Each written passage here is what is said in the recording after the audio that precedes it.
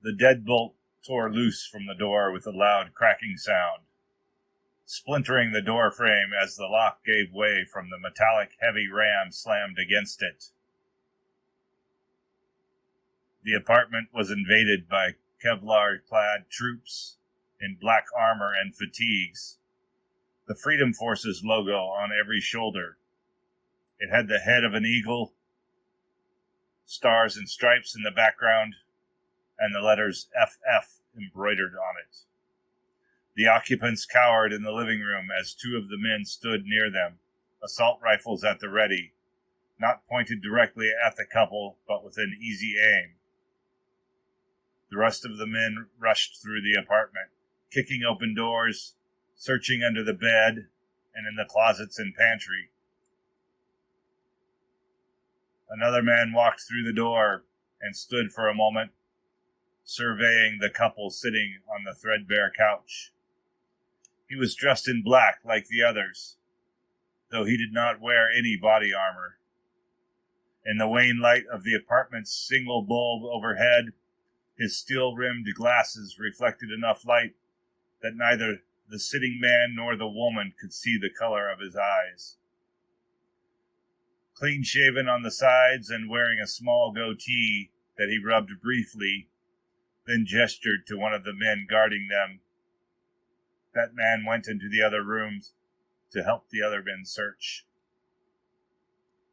While they searched, the man stood in front of them, watching the couple as a snake watches its prey, intent with deadly purpose. He gazed steadily at the gray-haired couple for a moment. Then he spoke. "John and Amy Bronson, you have broken the code. When we are done searching, you will be taken to the operations center for further questioning." The woman fell back against the couch in a near faint, and the man hugged her tightly, trying to reassure her. Suddenly, a triumphant half-shout came from the bedroom. One of the men walked out and stood next to the man in no armor, holding open a large brown paper bag.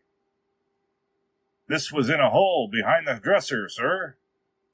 The man looked in the bag, glanced at the couple, then nodded toward the busted door to the man holding the bag. That man walked out of the apartment, while another man handcuffed the couple to each other and then took them, stumbling, their faces drawn in misery, out of the apartment. After a few minutes, the rest of the men took more bags and a cardboard box. The man with the goatee glanced once around the apartment, then walked out, leaving the shattered door ajar.